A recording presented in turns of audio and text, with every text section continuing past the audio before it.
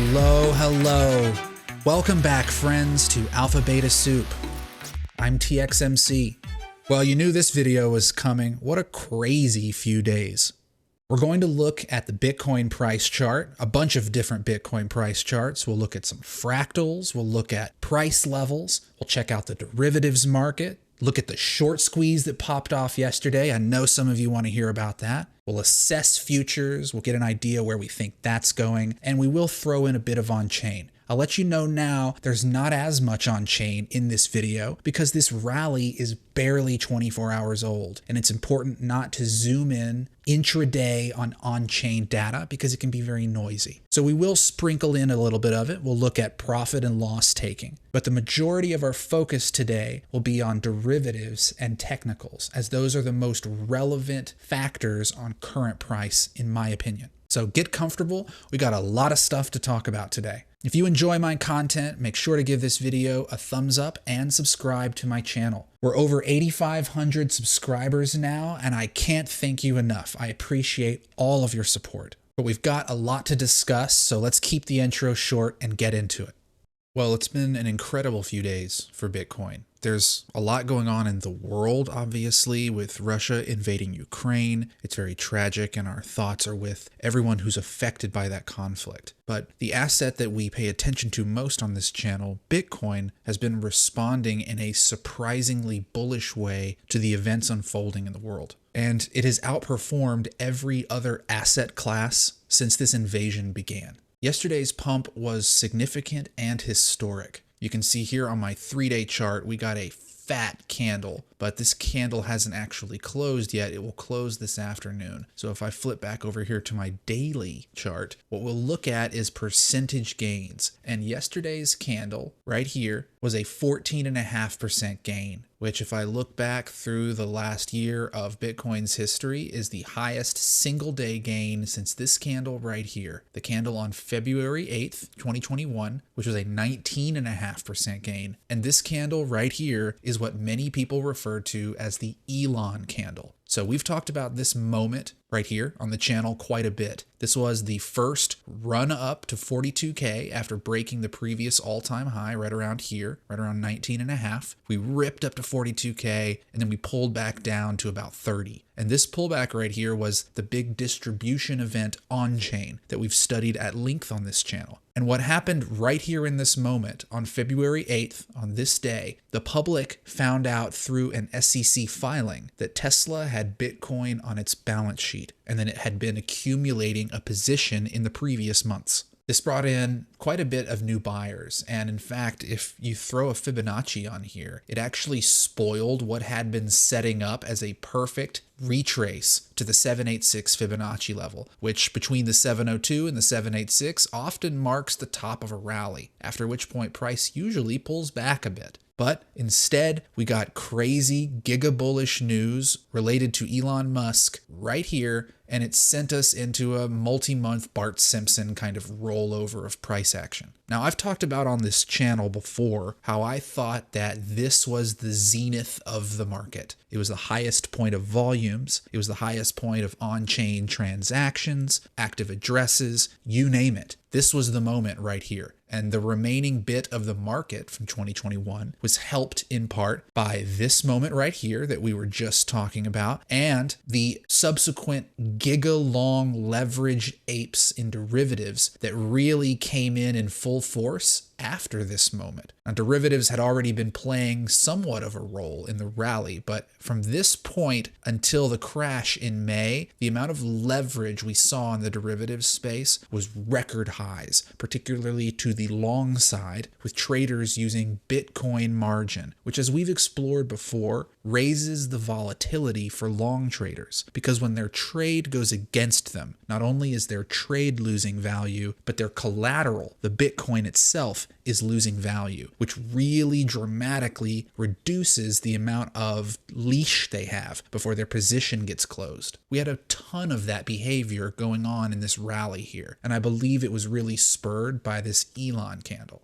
I say all of that to point out the significance of this candle, which comes at a time when two of the world's largest commodity exporters, Ukraine and Russia, are now at war with each other. It comes at a time when oil is over $100 a barrel, as you can see on my watch list over here. So seeing this pump in Bitcoin is very encouraging. It's also a little bit eerie when you think about it, because of this fractal right here. Now, friends of Blockchain Backer are familiar with this fractal. He is the Giga Chad fractal god king that we all call our friend, and he is the one that I first noticed pointing out this crashing fractal. This was taken from the 2018 bear market.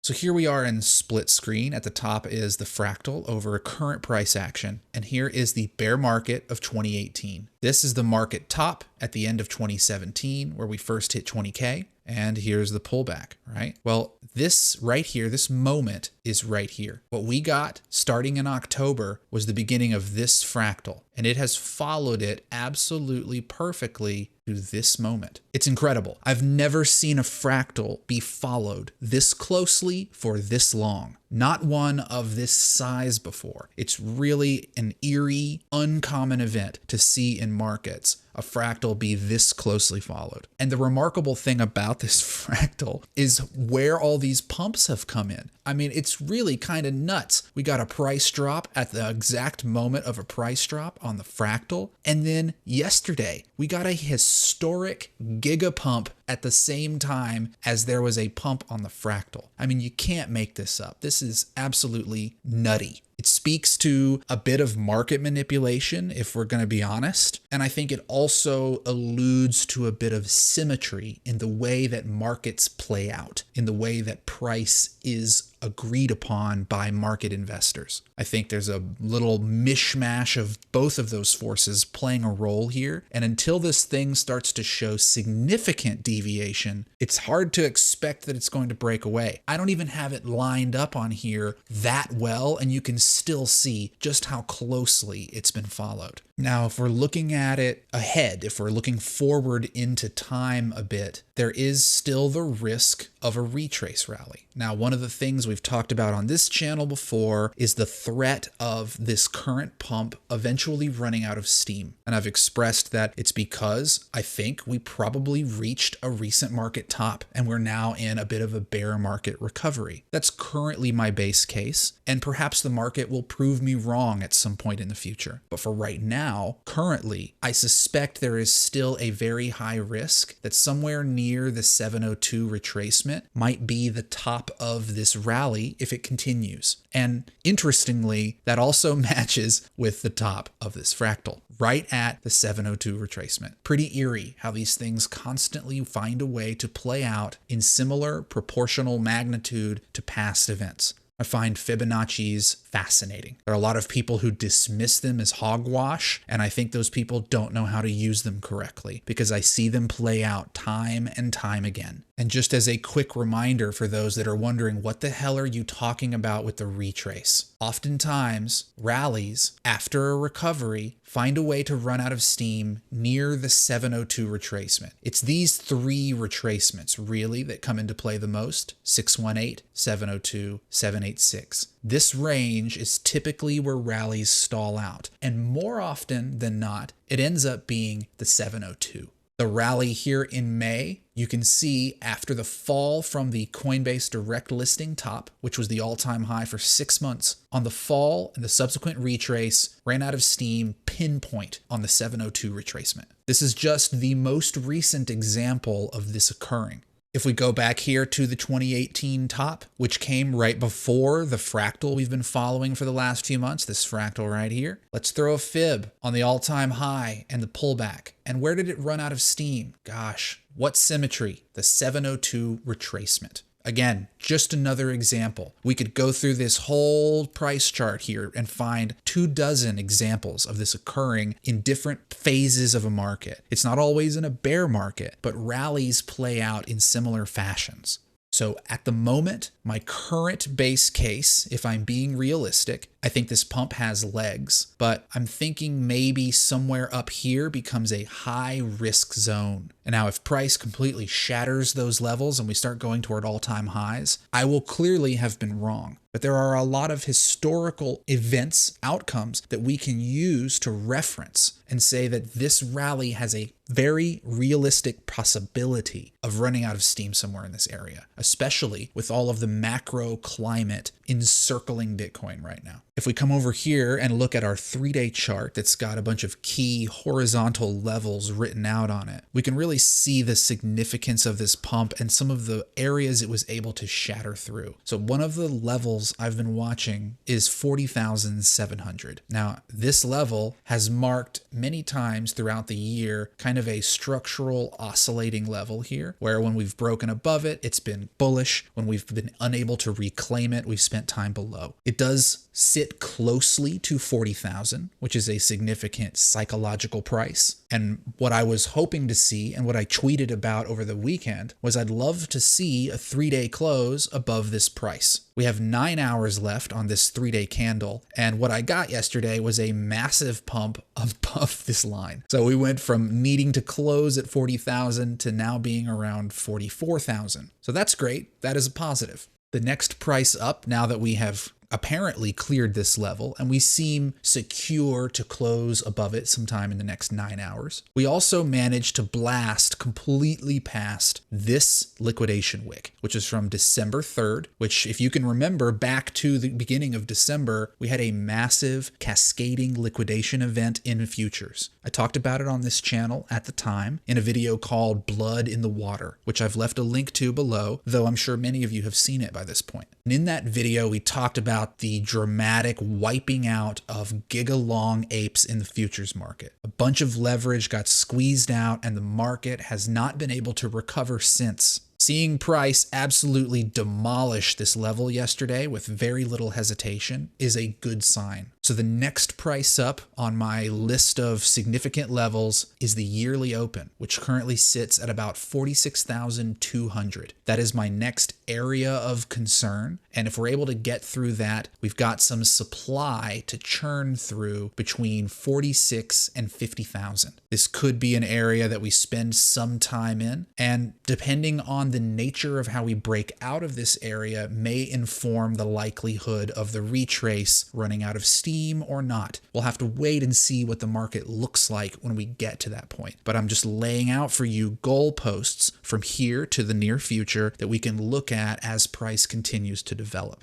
In regards to the major indices, I think it's worth mentioning them. Over the weekend, Bitcoin took its plummet, and the futures market, until it opened on Sunday, hadn't had an opportunity to react. Well, what happened when futures did open on Sunday? Everything gapped down hard. But in an encouraging note, yesterday saw all 3 indices claw back the gap. They all gapped down and they all managed to claw it back. So we're seeing an underlying bullish momentum in the indexes, also while we're seeing it in Bitcoin and crypto broadly. So what I think we might be seeing here is that the market has priced in all valid FUD, right? Every realistic uncertainty has now been calculated into the market. The sum of remaining fear is largely tied to the possibility of nuclear winter. And in that event, the market is utterly irrelevant. So I don't find that to be a high probability outcome or one to factor into the market. So if you remove the fear of nuclear war, the market is pretty much aware and has calculated all other known factors, right? Federal Reserve uncertainty, the likelihood that rate hikes will begin this month, rising oil costs, and its cascading effect on commodity prices, food production, energy costs, you name it. The risks of 2 of the world's largest grain exporters being at war with each other. All of those things are legitimate factors to be concerned about, but the market knows about them now. And so barring new information, barring new surprises, once the market calculates uncertainty and it begins to ebb, commerce resumes and the market moves on. Business has to continue. So I think in a way we're seeing a bit of that. I might be getting ahead of my skis because we are still well below the 200-day on these indices, and they've set lower highs. So there's a chance I could be completely wrong in my reading of this, but that's my gut feel, is that the market has factored in all known FUD, and we're now seeing it attempting to move forward as best it can. But as we know, we still have the Federal Open Market Committee meeting in the middle of this month, March 15th and 16th. We also have the CPI report, which will give us updated inflation numbers on March 10th. Those events, a couple weeks from now, are what I think the market is looking forward to next. It's waiting to see what plays out with the Fed. I think if there's any whiff from the market, if there's any sense that the Fed is pivoting to a dovishness, perhaps in response to what's going on in Ukraine, the market may respond bullishly to that news. There's a lot of capital on the sidelines waiting for a signal that the market is out of this bear phase, and we might get a catalyst toward that end sometime in the middle of this month, depending on how things play out. So that's kind of what I have my mind on over the next couple of weeks. So I want to pivot a bit towards talking about the futures market. And one of the ways that I monitor the activity in the futures market is by looking at the perpetual basis. So similar to the funding rate, the perpetual basis compares the price of all of the different futures instruments to the Coinbase spot price. So the way futures work exchange to exchange is each individual exchange has an index price, and their index price is usually aggregation of a few different spot indexes. For those of you unsure about terminology, spot markets are the places where you buy and sell physical assets. If you go to Coinbase and you buy Bitcoin, you are in a spot market. If you are trading futures, you are in a derivatives market. Two different things. So what we compare when we look at this futures perpetual basis, which is the indicator here with the red, white, and green, what you're looking at, you can see the names on the right here. These are the names of different futures instruments for Bitcoin, perpetual futures, and it's comparing their active price to the current price on Coinbase. So what we can observe when we look at this indicator, all of these futures instruments are currently trading between $15 and $40 behind Coinbase generally.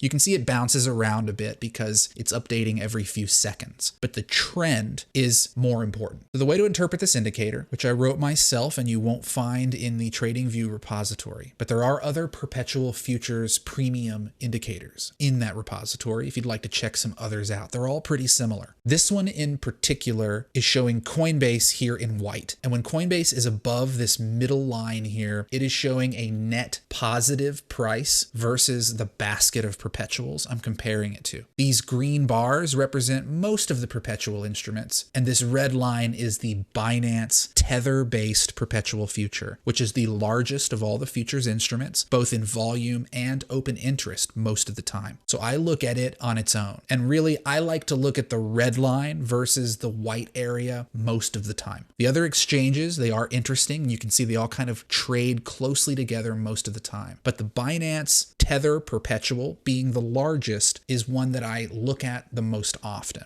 And you can see going back into early January, Coinbase has been trading at a steady premium to the futures markets, which means that the futures markets themselves, are not seeing aggressive bullish action. If there were a bunch of long traders opening leveraged positions, it would be pushing the basis higher, which would also, in a sense, raise the funding rate. But the funding rate has been relatively neutral and boring, providing little signal the last couple of months. And part of that is because of the sustained negative basis across the majority of futures. It's not aggressive shorting, but it's a sustained, slightly negative basis. And what I'm looking at when I observe this indicator is to wait for times when we start to see perpetual futures getting ahead of Coinbase. If we go back in time here and we look at the rally up to the all-time highs in October and November, we can see that my basis indicator looks a little different from what it looks like currently. You know, if I zoom back over here and show you the current mess, you can see a sustained, the red line just staying all the way down here, white staying all the way up at the top, just a perpetual chasm between Coinbase and the price of the largest futures instrument. Just a big open space here. We go back to the all-time high. Look, they inverted. You see this? Look, Coinbase actually got behind all of the futures instruments. You see how these green bars and the red line are all printing above the Coinbase price. That's showing that at this moment of the market here, the spot market was getting left behind by futures. For futures to be getting ahead of the spot market can happen in one of two ways. Either the spot market is selling off and it's pushing the spot price down, in which case it's falling below futures, or the futures market is heavily bidding. It is bidding aggressively, pushing its own price up faster than the spot price. That's the other way. And when price is continuing to go up during one of these periods, we can infer that it is the latter case, that it is futures being aggressive. And you can see that that moment really happened in early October, right? We got the initial pump here. And then by the time we reached this candle, right around October 7th, October 8th, spot just got utterly left behind. And from that moment on, they were completely dominated by futures at the top of the market. There were a bunch of traders that went long on leverage at the all-time high. I'll leave a link in the description below to the video we made at this all-time high break where we were talking about the traders going long at the top. It was really quite remarkable. And when you look at my indicator down here, it tells part of that story, that the basis, the price of the spot market got left behind by those aggressive traders. And when we move forward in time and we look at the liquidation event on December 4th, it really kind of started this bear market for real. You can see the basis flipped immediately. You see that? The liquidation, the forced closure of long traders, forced selling in futures, and it created a downward pressure on the price of the futures instruments, so much that they blasted past Coinbase. Now, for Coinbase's part, it also saw high volumes in this area. You see these volumes? This is Coinbase volume. So Coinbase was seeing high volumes, particularly on the backside of the move here. There's some white candles. Let me zoom in a little more. Particularly on the backside of the rally here, there were some high volume buying candles on Coinbase, while the perpetual futures market was reeling from this liquidation. So now that I have explained all of that, I'll wrap up this segment by just saying that what I'm looking at here, what I'm watching for now, is to see as this rally gets back, now that we've broken this liquidation wick, if we actually get back up towards 46,200 or so, which is right around here, which is the February open, I'm going to look for, from this range up to 50, I'm going to look to see if we get more aggression. I want to see if there are more long traders who come back in to battle over 50K. I think that there's a non-zero chance that that could happen. It's just a gut feel about 50K being significant. But I think once we get towards 50, we'll start to see significant sentiment reversing in Bitcoin and in the market broadly. It takes time for people to react to new bullish behavior. It won't just be after a day or two of pumping. So I think that 50K is a good barometer, a good measure for how sentiment is reversing.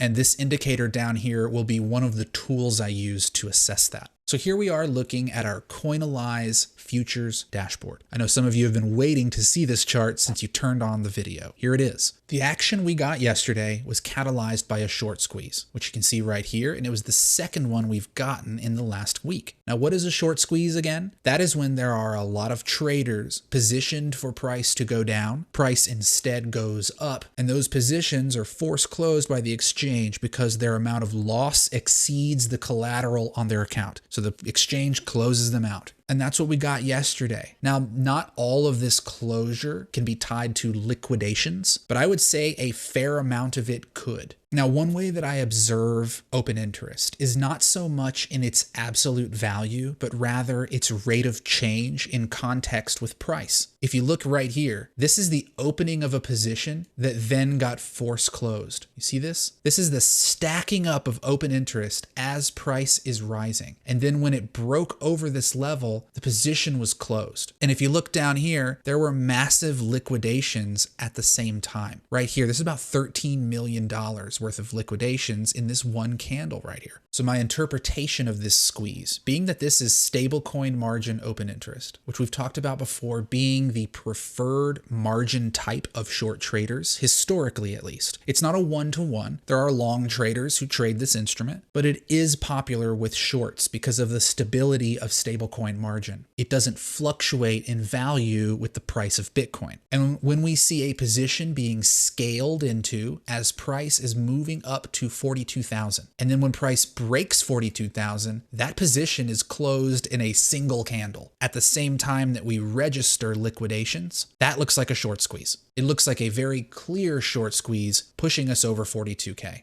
Here's a look at coinglass.com, which is a great place to check in on derivatives for the majority of the crypto market. And here we are looking at Bitcoin liquidations. And if you see the day yesterday, it was almost as bad as the February 23rd short squeeze, which we pointed out on our chart happened right here. And this day for shorts, it looks like 131 million shorts were liquidated yesterday. That is 3 million shy of the high set just a few days prior. And it's the second highest day of short liquidations since the December 3rd event that we talked about a moment ago. So we are seeing a good amount of shorts getting squeezed out of the market. When we look at the funding rates for Bitcoin, I put my drawing tool on the screen here to make it a little more clear. These are the funding rates for Bitcoin right here. At the top, we have the current rates, and at the bottom, the predicted next rates. And what you can observe across all of the exchanges, regardless of the color, is that none of these rates are above 0.01%. As we've talked about at length on this channel, as we've unpacked and studied the funding rate, funding in the futures market is often baselined around a 0.01% default value. Binance does that in their calculations. I believe Poloniex does that, and a few other exchanges follow in that similar vein. When there isn't high enough leverage in either direction, the funding rate tends to settle towards this clamp value around 0.01%, which is a positive number, but not positive funding. It's essentially neutral funding. So what we can observe by noticing that funding looks like this, while at the same time noticing we had a short squeeze yesterday that looks like it has been recovered from,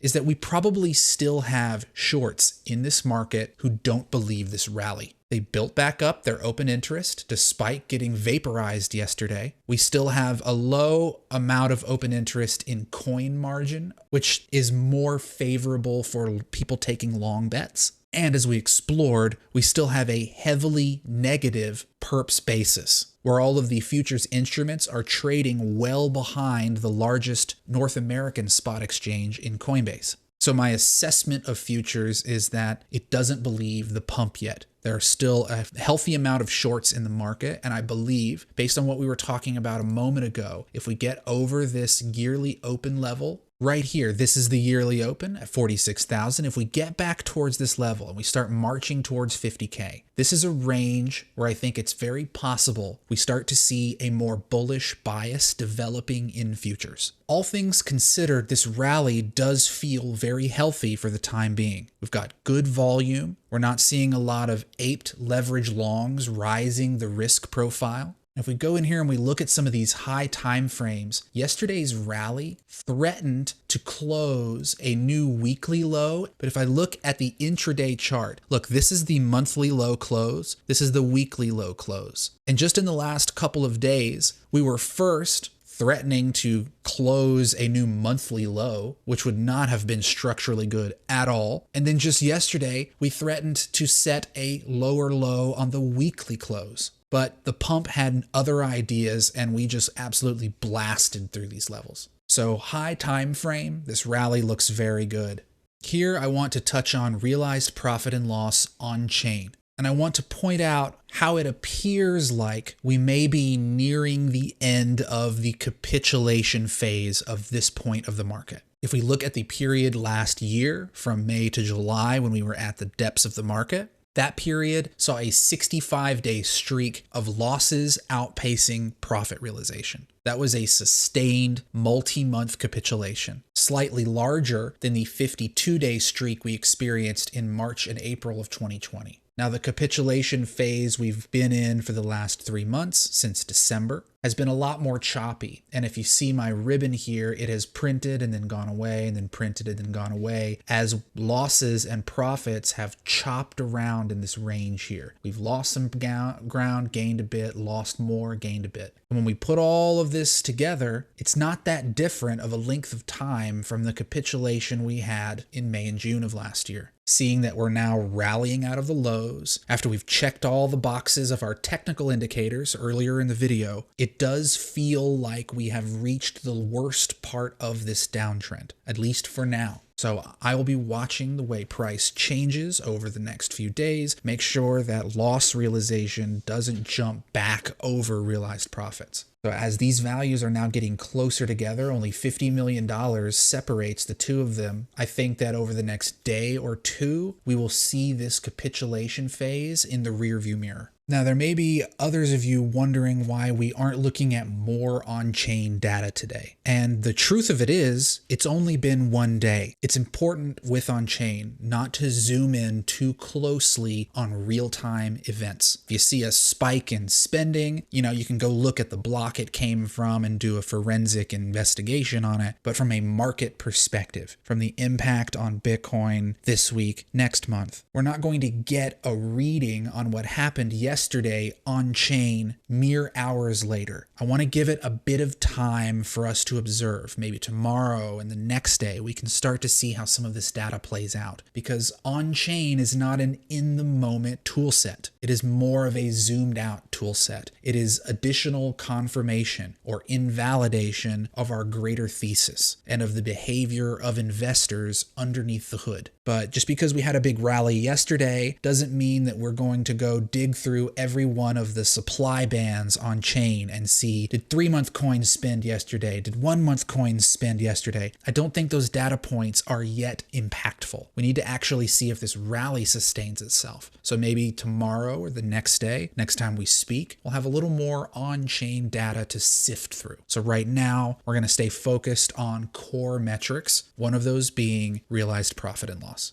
All right, so let's bring all of this together. We have been going through a capitulative phase the last couple of months, but seeing this kind of spotty off and on nature of loss realization and the fact that it has now been 3 months at least, it feels that we're nearing the end of this period, especially when we see narrower and narrower loss realization. We're not seeing the same peaks that we had before. We'll have to keep monitoring it, but this trend looks very constructive. We did have liquidations yesterday. It was the second highest single day of short liquidations since December 3rd, which bulls are probably rejoicing about. And it demonstrates that there are bears in this market. There are people that don't believe in this rally. When we look at futures, we can see those liquidations represented here on the open interest chart, where on this one candle right here, it looks like 10 or 11,000 Bitcoin got closed in a few minutes. Some of those are liquidations, some of them aren't, but they're definitely shorts because they all closed out as price broke 42,000, which marked the previous liquidation wick. We are also still seeing a sustained negative perps basis where the majority of futures instruments are still trading well behind the Coinbase spot market, which you can see here is experiencing relatively high volumes. I am waiting to see this trend begin to soften. Maybe we see an effect more like this, or maybe it does a complete inversion like it did closer to the top.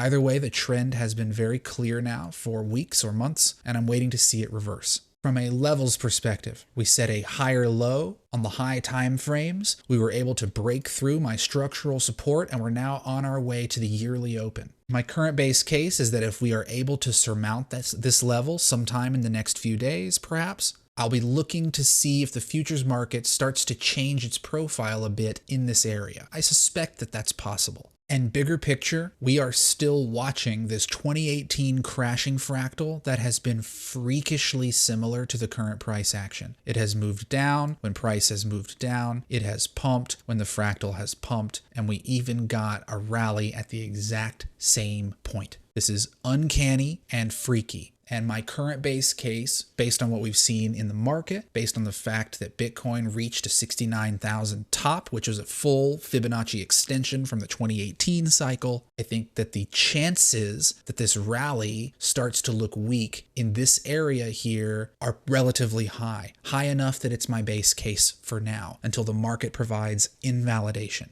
So that's what I've got my eye on today. A lot of things going on in the Bitcoin market with all of the macro uncertainty, with people's concerns about the Federal Reserve, about rate hikes, about tapering, the conflict in Russia and Ukraine, which is having massive effects on the commodities markets and fears of further inflation as a result of it. With all of that going on, seeing Bitcoin outperform literally every other asset class over the last couple of weeks is a remarkable turn of events. It's too early to say that it's becoming a safe haven bid, especially in regards to censorship-heavy regimes. We don't know yet, but those narratives are popular. They have teeth to them. It's likely that as Bitcoin continues to grow and its use cases are tested in real-world scenarios like this, we will see surges of adoption at unlikely moments. And that might be, in a sense, what we're seeing now. I am still cautiously optimistic about the rally. I think it's got some legs to go, but I will be beating the relief rally drum until the market invalidates me. So you guys better get ready. Over the next few videos that we talk about what's going on, I will continually remind you guys that relief rallies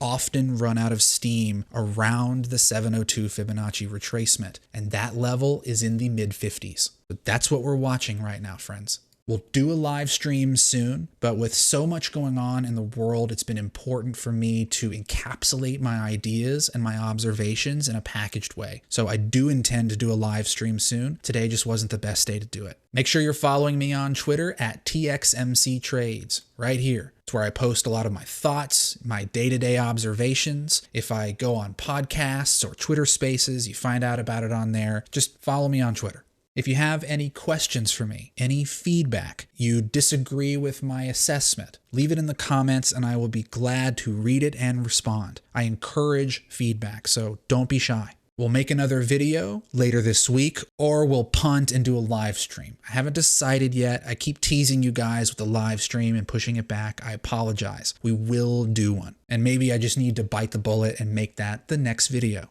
But please, on a personal note, be wary of misinformation in times like this. I saw so many smart people on Twitter over the last few days sharing fake news, sharing fake stories, false videos, footage taken from past conflicts and claiming that they are the current one. Smart people falling for easy manipulation, and it's because they don't take the time to verify information themselves. Become your own verification. Don't contribute to the noise, not in a time of global conflict. This is a global escalation in the era of information wars, and it's important that all of us raise our level of scrutiny. It's imperative. Otherwise, we are just contributing to noise, and it's not constructive for public sentiment. Even if those fake stories might give people hope, it's not helpful. And I've seen a lot of that going on Twitter the last few days. It happens during wartime, but I just wanted to express a sentiment out there that misinformation is rampant at times like this, and it's important to be more discriminating. But that's it. That's my soapbox. That's everything I wanted to say today. I hope you enjoyed the video. I hope that you found some value in the things that we're talking about. And we'll do another one of these very soon. Take care of yourselves, friends. Be kind to one another. We'll make another video in a couple of days, probably a live stream.